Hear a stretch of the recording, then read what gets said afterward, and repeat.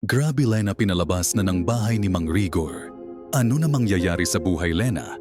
Ngayon na ebik na sa bahay, saan na kaya siya pupunta at meron pa kaya tatangap sa kanya?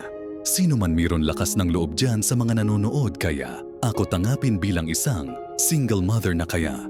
Ako paglaban, hindi yung pagtapos, ang lahat biglang naman ninyo. Ako iiwan. Lena now available na ulit mga boys, pila kayo.